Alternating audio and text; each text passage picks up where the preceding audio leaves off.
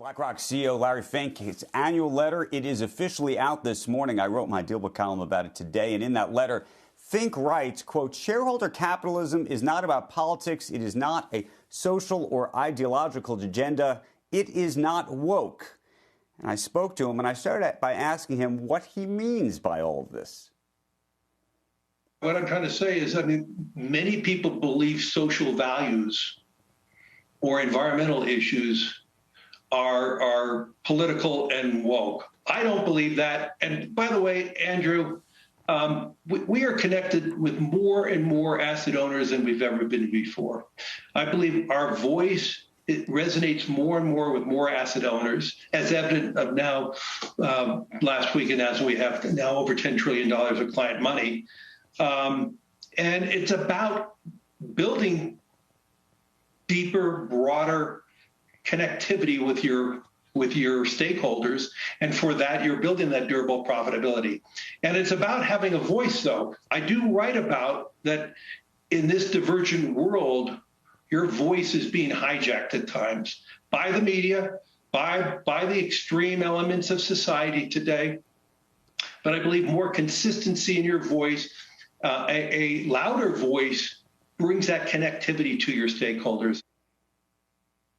But at the same time in this letter, there was almost a defense of capitalism as well, where he writes the following. He says, make no mistake, the fair pursuit of profit is still what animates the markets, and long-term profitability is the measure by which markets will ultimately determine your company's success. So I asked him about whether some people who may be reading that sentence should interpret that as a bit of a walk back from previous claims that he's made. There is no walk back. I've always said about a corporation and its purpose, and those companies who have a strong purpose are going to have more durable profitability. If you read in my 2019 letter, when I talked about corporate purpose, I talked about the same essence about long-term profitability is what animates the markets and moves forward. So this is a theme that I've been saying quite a bit. Now, other people may be misinterpreting it, but I'm repeating in that specific sentence, I'm repeating exactly what I said in 2019. So one of the things that you have been very outspoken about and have singularly perhaps changed the conversation in boardrooms around the country and around the world is about the environment and really pushing companies to focus more on the environment. But at the same time, you say in this letter this year, you say, we focus on sustainability not because we're environmentalists, but because we're capitalists and fiduciaries to our clients. And so maybe this is a chicken and the egg kind of thing here, but how much of this is your view that the environment really does matter, and how much of it is your view that the profits matter and you think it's going to come because people are focused on the environment? I am just as much as focused on environmental issues as I've ever been.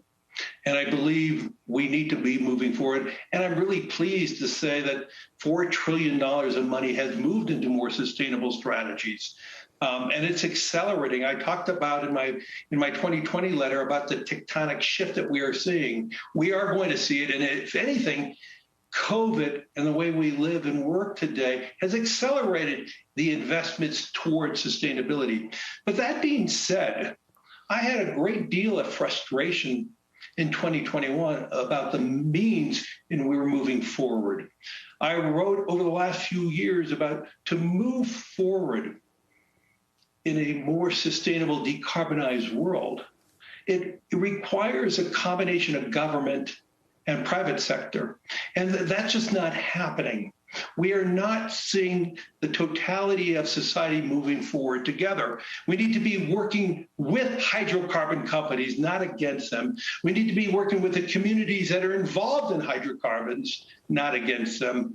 But we also need to be working with new startup companies to rapidly deploy and create new technologies so we can get to a decarbonized world by 2050. At the present pace, Andrew, we're not going to get there. Shepard Smith here. Thanks for watching CNBC on YouTube.